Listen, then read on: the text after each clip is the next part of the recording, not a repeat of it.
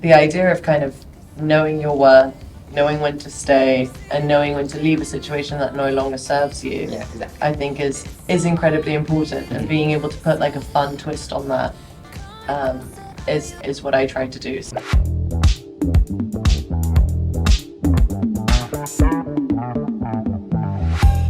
สวัสดีค่ะเริ่มต้นเขียนเป็น Content Creator ของ The Psychedelic Pop นะคะที่ต้อนรับทุกคนเข้าสู่รายการ How You Doin รายการที่จะพาคนไปคุยกับศิลปินคนดังในมุมมองที่แตกต่างออกไปตอนนี้สถานที่ของเราก็แตกต่างออกไปเช่นกันเพราะตอนนี้เราอยู่กันที่กรุงโตเกียวประเทศญี่ปุ่นประเทศว้ายเหตุผลที่เราบินมาญี่ปุ่นที่โตเกียวในวันนี้เนี่ยเพราะว่าเรามีสัมภาษณ์ศิลปินแห่งยุคเลยก็ว่าได้ซึ่งเธอก็คือดูว่าลิป้านั่นเองค่ะวันนี้นะคะดูว่าลิป้าเนี่ยจะมาโปรโมทซิงเกิลแรกของอัลบั้มชุดที่3ของเธอซึ่งก็คือฮูดีนี่นั่นเองนะคะ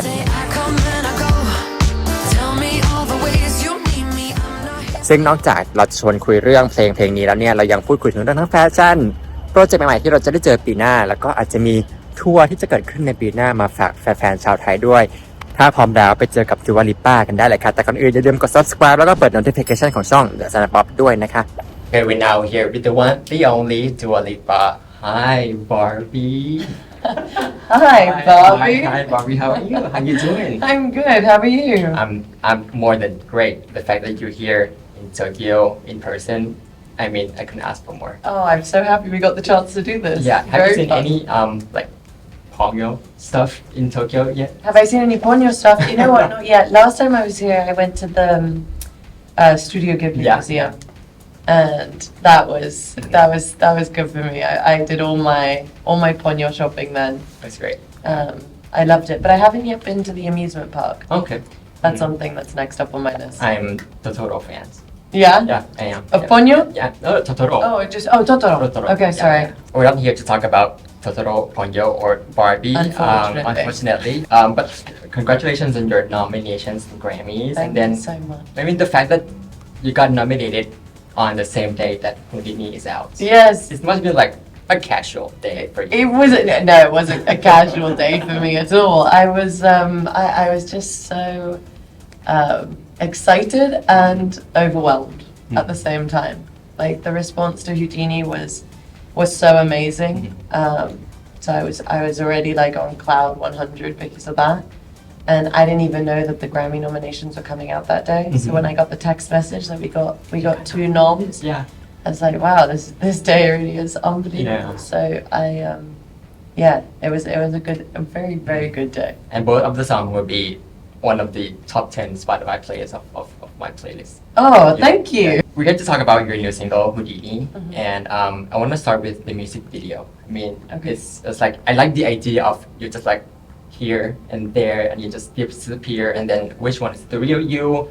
And can you walk me through the process of the music video?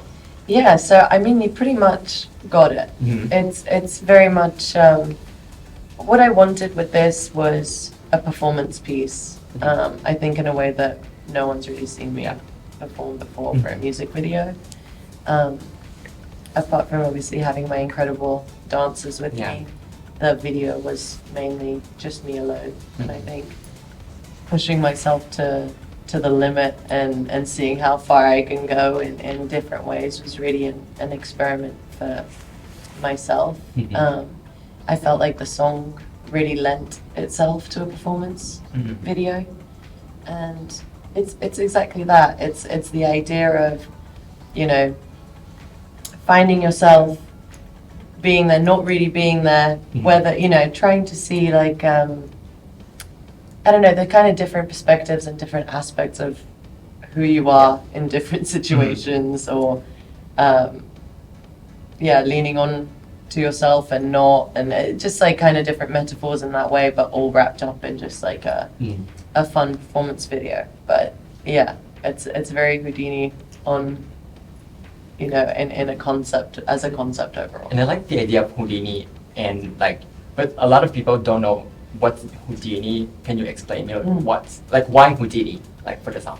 When I'm in the studio, I always talk about this with like my friends. It's like you never really know what you're going to get that day. You never really know when you're going to feel inspired, or if the song that you write that day is going to be one that people are eventually going to hear. Houdini was an escape artist, and I think what I loved was the play on words, the kind of fantasy around Houdini himself, and also what a great name. I just feel like I think Houdini is just such a cool name for a magician, and the idea of kind of knowing your worth, knowing when to stay, and knowing when to leave a situation that no longer serves you. Yeah, exactly. I think is incredibly important, and being able to put like a fun twist on that is what I try to do. So it's kind of the merging of a really fun, dancey song with like an underlying deeper story, I guess. Just drop at some of the collaborators, like you got back with Caroline. Yes. And you also add with Kevin Parker. Yes. And Danny Harrell. Yes. How do you get the three together? Yeah. Also, I don't want to forget Tobias, who was with us. It was I guess I just got very lucky. Kevin is someone who I've wanted to work with for a very long time. Always been a massive fan of Tame Impala, so asking him to come and work with me was just kind of like, I don't know, it was like a dream come true, really. And you never really know what you're gonna get when you're working with another artist. And I think we were both very pleasantly surprised on the way that we connected and how we felt like we were able to create something that was unique to both of us. Danny Hall I got introduced to through a friend of mine, Andrew Wyatt, on a night out, and he was introduced to me as a rave consultant. And I was like, okay, right, this is my guy. This is exactly who I need to come and help me out for this record.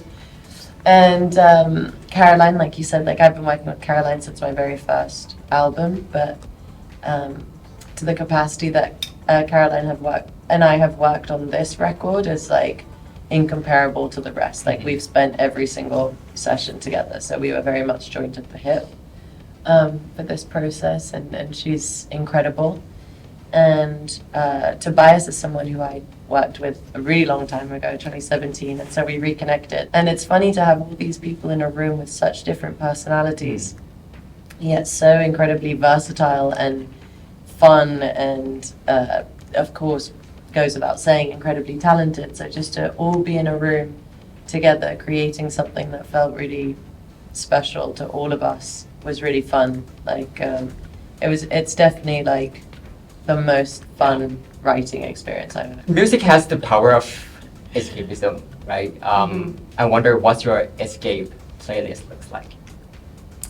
My escape playlist. See, it's interesting, like my playlists, I only really go by one playlist overall, and it's just like my liked songs, which can range from anything, really, from Far Side to like Olivia Dean to, I don't know, it's such a mix of stuff, to like the new, like, well, not the new, but the Mina and Mark Ronson remixes, and I don't know, it can really just be, it could be anything. Yeah. It's really something, for me, I vibe switch all the time between songs. I don't feel like I curate moments for my playlist. It's just like what I like that week is going to go on my liked songs, and then I'm just going to listen to it on repeat for ages. Yeah. But I do envy people who are very good at curating their playlists, because I think it's good to be very good at it. Yes. You're not only a pop star, you're also like a fashion icon, right? And every era, you have like an iconic look. And you work with your stylist, Lorenzo. Yes. And I want to know, how do you work together to come up with this new look for this next era?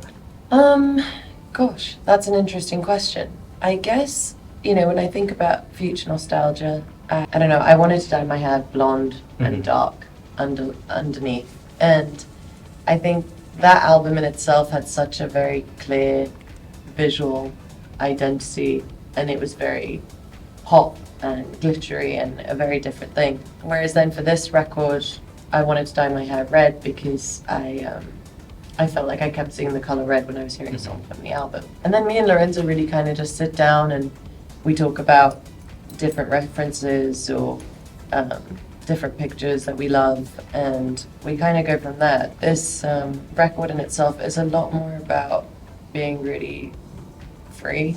So the fashion also lends itself in that way. It's a lot less thought out and just I think we spend so much time wanting to be older, to want to grow up, to want to change the way we look, to want to like fit in, to want to, you know, go with some kind of trends or whatever. I think overall this is all about just enjoying exactly where you're at right now and the freedom of that, you know, not feeling like anything is trying too hard in the fashion sense and just really embracing how you feel in the moment. When do you realize that fashion has an impact on your music visually? When's the moment? I don't know if fashion necessarily has an impact on my music. I think fashion just has an impact on me as a person. Like it's always just been such a creative outlet for me to, you know, pick an outfit that felt like it went with my mood, that felt it went like with a moment or a music video or a story that I'm trying to tell, you know, all those things. I feel like they just go hand in hand. But I think that's more of a personal me thing rather than a music connection. And between albums, you're not someone who's like disappear and then come back with the album, right? You have a lot of projects going on. By the way, I love your podcast. Thank you so much. And you also have, you know, Barbie, and then you have your movie coming out next year. How do you balance it all, like all of your projects? I don't know. I like to do lots of things. I like to just experiment and learn and stay curious. I think I'm also just quite organized, so I feel like as long as I make some time to spend with like my friends and my family and take some time for myself, then I think I can kind of like achieve as many things as I want to. And I think when I'm in it and I'm deep in like work mode, there's like I'll make time for anything. I just need extra hours in the day, really. Do you have anything you want to achieve next? Like, I mean, I just first things first. Let me put out this new album. Yeah. Okay. And then Yeah, looking forward to it. Yeah. First things first, let's do that, and then we'll see. You know, I'm always thinking of new things for sure. Cool. Next up, I have a little game. Okay. With you, it's called Stay or Houdini. Okay. I have like a fake scenario, and I will let you choose whether you want to stay or Houdini. Okay. First one, terrible food at a 5-star restaurant. Stay or Houdini. Terrible food at a 5-star restaurant. Yeah, I mean, it can be good, but like not good taste, but like, oh, it's not my thing. Gosh, I don't know. I'd probably stay for the dinner, but never come back. Okay. So, Fair I enough. guess kind of Houdini afterwards. Once Forever. Yeah, okay. Stay and then leave forever. Exactly. Okay, never come back. Yeah. Like 1 star. Next up, party in Ibiza with bad music. Oh. Houdini. Quick. I mean, Quick. even There's enough Ibiza, parties in no, Ibiza, okay. you gotta find the good music. Not even Ibiza, like. Yeah, you gotta dip. Cool. Bad music, dip. Next up, bumping into a long lost friend whom you forgot their name. Oh gosh. That's like the most awkward situation ever. Yeah, that is pretty awkward. Oh, that's horrible. I don't know. I guess like you bump into an old friend, you just, I don't know, just call him babe Yeah. for ages. Hey babe. Hey, babe. But it's like that's just bad news if you can't remember an old friend's name. So you gotta thug that one out. Okay, cool. Until it comes to you. Yeah, summer holiday in Thailand and do a show there. Oh, stay. Stay.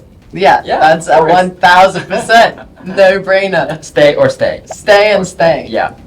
It's been 5 years since you've been performing in Thailand, like 2018. Yeah. And the fans are dying to see you. So like back in Bangkok. I would love to come back, for sure. I know I didn't get the chance, obviously. Previous tour was really difficult to do any touring around Asia, but I'm very hopeful that with my next tour I'll have the opportunity to come back.